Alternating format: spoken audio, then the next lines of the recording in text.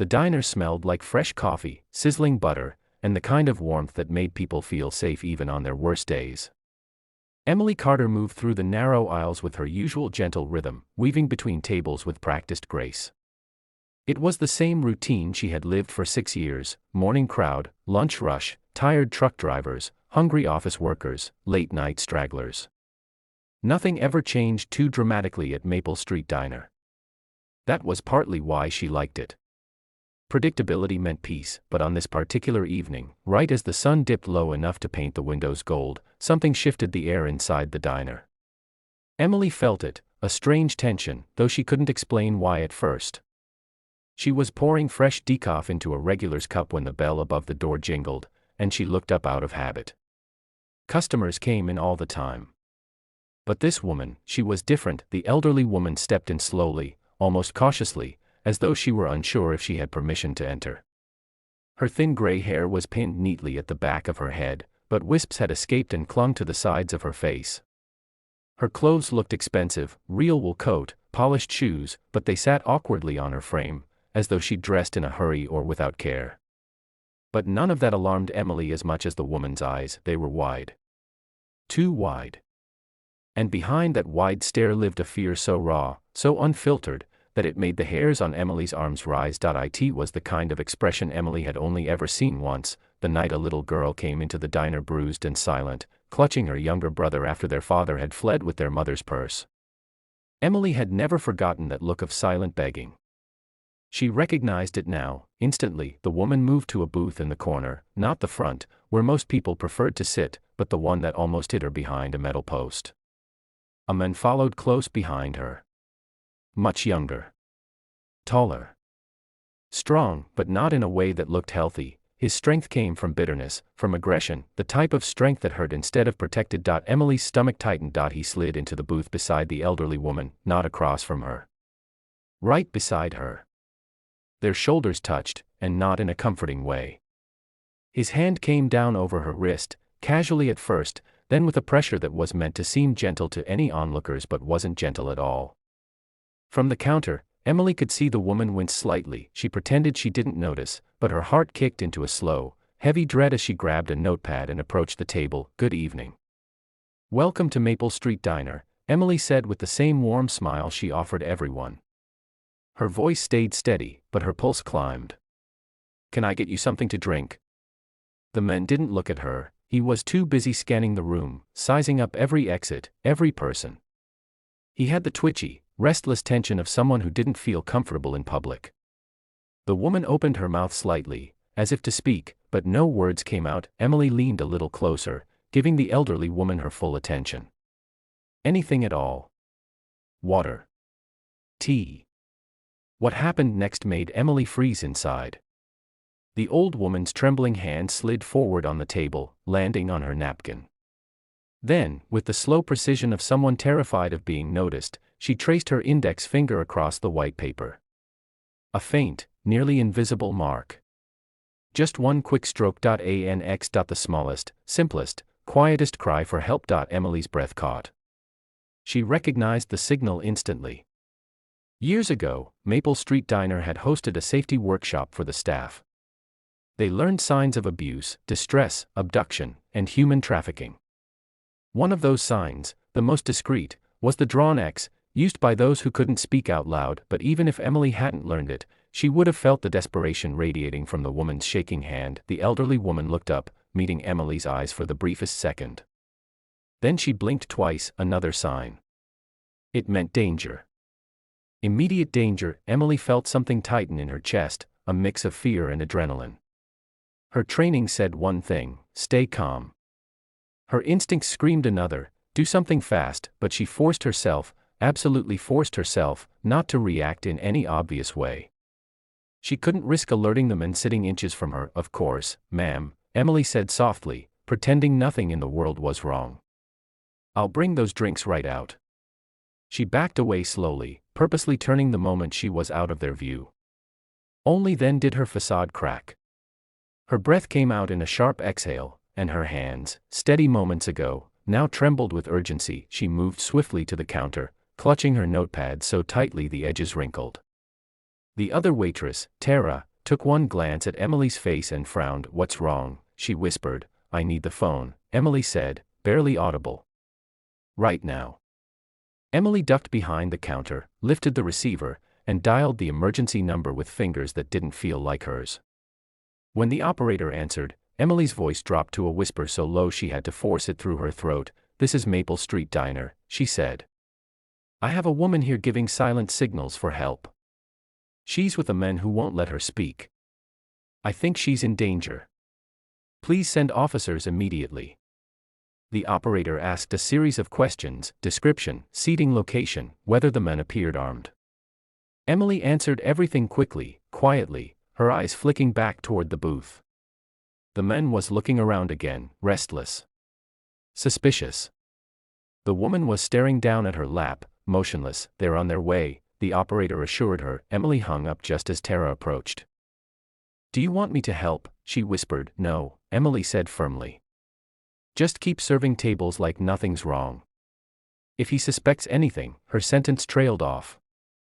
Tara nodded, pale, and went back to work. Emily grabbed 2 glasses, water for the woman, soda for the men, and walked back to their booth, doing her best impression of a calm, unsuspecting waitress.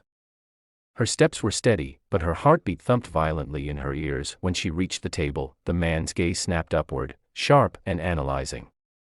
Emily smiled gently. "Here you go," she said, placing the drinks down. The old woman's hands remained folded tightly in her lap. She didn't look up this time, not even a flicker. Emily knew why. She couldn't risk drawing attention. She had done her part. Now Emily had to do hers. "I'll have your meals out in just a bit," Emily said, retreating. As she walked away, she heard the man whisper something harsh under his breath. The woman flinched. Emily fought the urge to turn around. She wanted to run, drag the woman out of the diner right then and there, but she had to stick to the plan. Help was coming. Minutes felt like hours. She continued working, serving other customers mechanically, her eyes drifting constantly to the booth. The man checked his watch. His jaw tightened. His foot tapped anxiously under the table. Something wasn't right. He looked like he wanted to leave. Emily's stomach plummeted. Not yet. Not yet. The police had to arrive before he walked out with her. Then, finally, she heard it, the distant wail of a siren cutting through the quiet evening air. Her breath caught. The sound grew louder, closer, echoing between the brick buildings outside. Emily moved subtly toward the front door, blocking the path just slightly, pretending to wipe a stack of menus. The man stiffened. His eyes darted to the windows. The siren stopped, then the door swung open. 2 officers stepped inside, scanning the diner. The man reacted instantly. He grabbed the woman's wrist, harder this time, trying to pull her from the booth. But she resisted with surprising strength, holding onto the edge of the table. "Ma'am, sir," one officer called out firmly, "can we speak with you for a moment?" The man stood abruptly, still gripping the woman. "We're leaving," he said sharply. "No, you're not," the second officer responded, stepping forward. Everything happened fast. The woman cried out, a soft, broken sound. The men tried to push past the officers. Chairs toppled. A water glass shattered. Customers gasped and backed away. Within seconds, the officers restrained him, forcing his hands behind his back. The woman sank back into the booth, trembling violently. When the cuffs clicked, the men shouted something angry and incoherent, but the officers led him out swiftly. The diner fell silent. Emily approached the woman cautiously, her heart still pounding. "It's okay now," she whispered. "You're safe."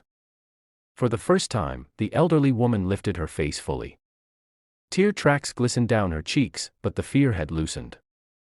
Her lips quivered. You saw me," she whispered. "I prayed someone would." Emily knelt beside her.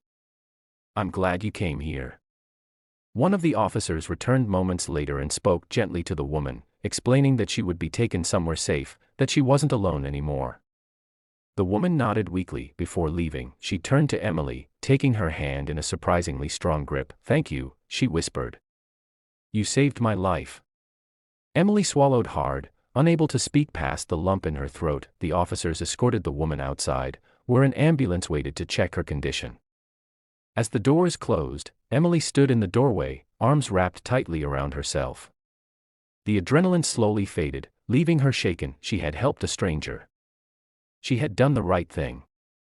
But she had no idea that this night, the night she answered a silent plea for help, would be the beginning of something much larger, something she never expected, because the next morning, someone powerful would walk into the diner, and nothing in. The next morning arrived with the kind of quiet that feels unnatural after a night filled with chaos. Maple Street Diner usually opened to the sound of clattering plates, buzzing kitchen chatter, and early commuters hurrying in for their caffeine fix. But today, the silence carried an edge, a strange, lingering heaviness that clung to the air like morning fog. Emily stood behind the counter, wiping down the same coffee machine for the third time. She wasn't really cleaning, it was something to keep her hands busy while her mind replayed everything from the night before. The elderly woman's trembling hand. The faint X on the napkin. The man's glaring eyes. The moment he tried to run. The sound of the cuffs, the woman's whispered, "Thank you." It felt surreal. Too vivid to be forgotten, too heavy to carry. The bell above the door chimed once as a few regulars trickled in, offering their usual greetings.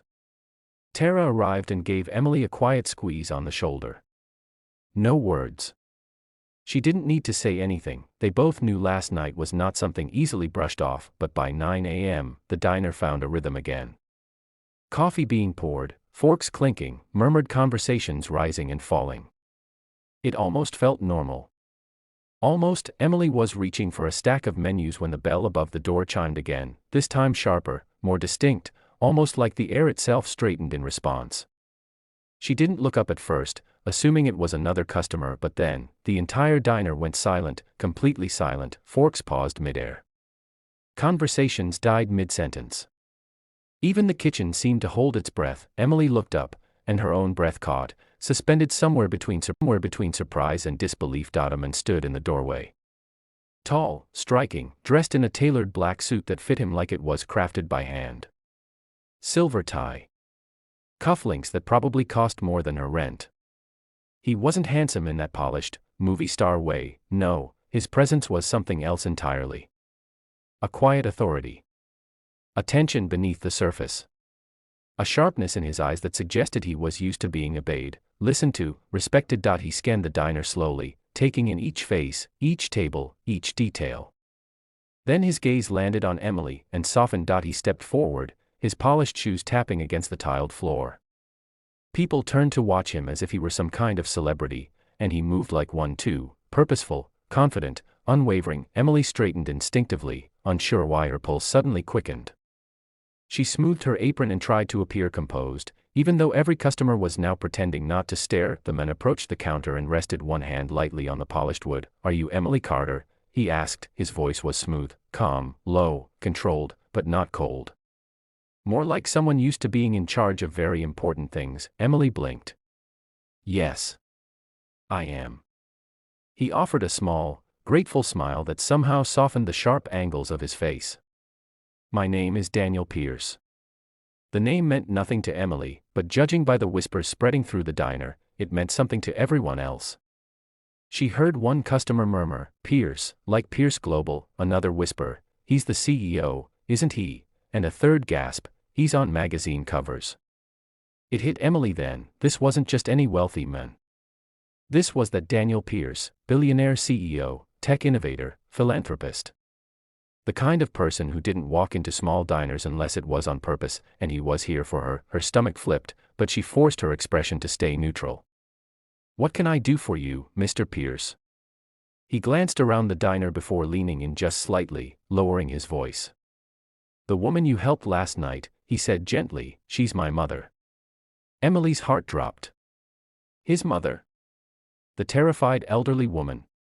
She had no idea, none at all, that the woman she had helped belonged to a world of wealth and influence she could never even picture herself in. I didn't realize," she whispered. "You weren't meant to," he said.